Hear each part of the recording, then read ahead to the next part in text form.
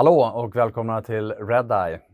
Idag släppte Railcare sin Q3-rapport och med oss här i studion har vi vd Mattias Remal. Välkommen! Tackar.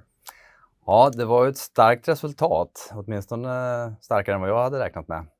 Hur skulle du själv sammanfatta kvartalet? Ja, det är ett jättestarkt resultat. Det här kvartalet är det näst bästa vi någonsin har gjort och vi har väldigt höga volymer och överlag är jag väldigt nöjd med det här resultatet.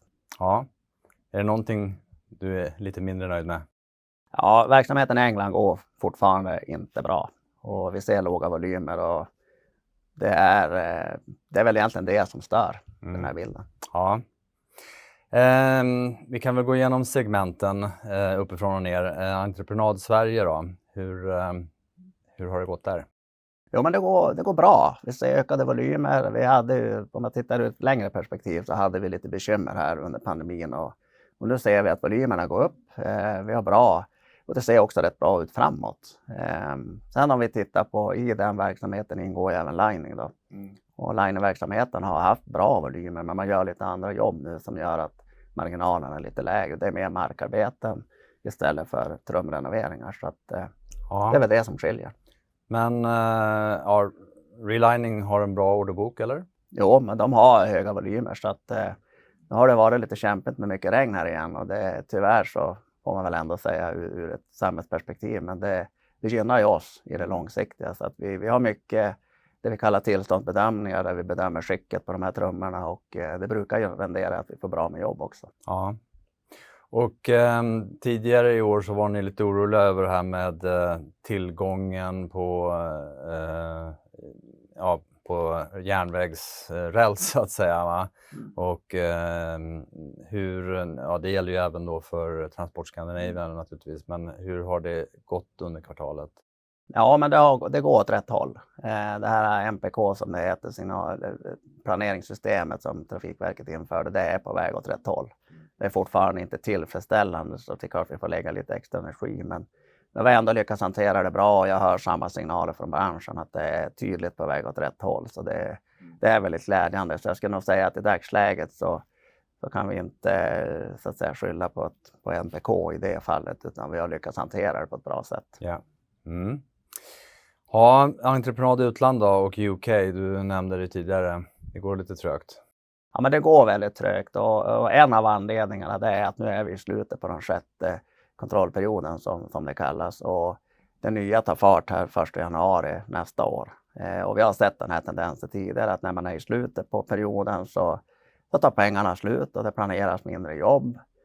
Sen har vi också en hel del inställda jobb som stör så att väldigt låga nivåer och i dagsläget är faktiskt England vår minsta verksamhet faktiskt. Just det. Transport Skandinavien dock, där var det fullt drag i lokverkstan definitivt. Ja, lokverkstan gör sitt bästa kvartal någonsin. Det här är ett urstarkt kvartal från lokverkstans sida och det hänger främst ihop med att man har gjort och installerat ombordutrustning på 5 stycken trackslok till Beacon Rail. Så att alla de här loken har vi gjort nu under det här kvartalet och därigenom också fått ta vinsten på dem.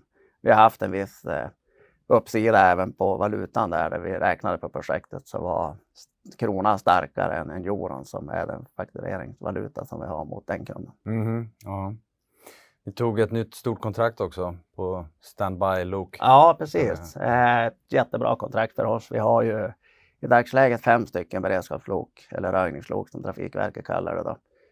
Ett av de här upphandlades nu igen då och nu vann vi 6 lok av 10 som man hade på upphandling så att totalt 10 av 14 lok kommer vi att operera de kommande åren. Ja.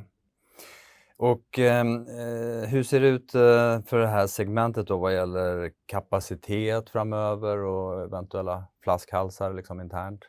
Om vi börjar med den ordinarie transportverksamheten så händer ju väldigt mycket fortfarande och vi märker det att det är ju förfrågningar lite grann och det är nya industrier som är på gång så att jag räknar med att det kommer att finnas ett ökat transportbehov och fler uppdrag framöver. Vad gäller lokverkstan som har gjort, som jag sa, ett helt fantastiskt kvartal och som har jättehöga volymer, inte bara det här kvartalet utan så här långt under året. De börjar väl snart närma sig en nivå med de lokaler man har. Så att Ska vi fortsätta växa den här takten, då kommer vi behöva utvidga den verkstaden. Ja. Ja, och sen har vi då maskin och teknik. MPV:n jobbar ju ni vidare med planenligt, förstår jag? Ja, den är i den fasen nu att det är lite tester nu här under sista kvartalet och sen ska vi försöka få ut den här i produktionen nästa år. Så att vi får testa den först och sen har jag givetvis förhoppningar också att vi ska kunna få sälja den här externt.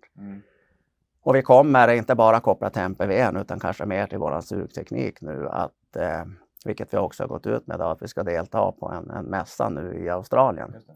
Där vi ska få visa upp, eller vi är med på mässan och ett av föredragen som ska hållas är om den här vakuumtekniken. Så att vi hoppas och tror att det ska dra oss en hel del uppmärksamhet där borta också. Spännande, ja verkligen.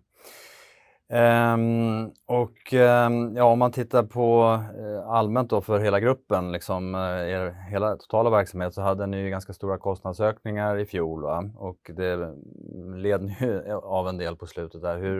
Hur har det utvecklats nu i år? Ja, det ser betydligt bättre ut i år, så det gör det. Vi ska komma ihåg att i fjol så skenade inflationen och det, i de lägena så är det väldigt viktigt att ha koll på sin egen kostnadsbas, och det tar också en lite tag innan man kan jobba ut de här kostnadsökningarna mot kund. I år har vi lyckats göra det mycket, mycket bättre. Och det ser vi också på resultatet här i tredje kvartalet, att det är väldigt starkt. Så att det är en bättre situation i år, och när vi samtidigt också ser att inflationen går neråt istället för uppåt, så är det lättare att hålla koll på de här delarna. Ja. Vad blir ditt huvudfokus nu då den närmsta tiden?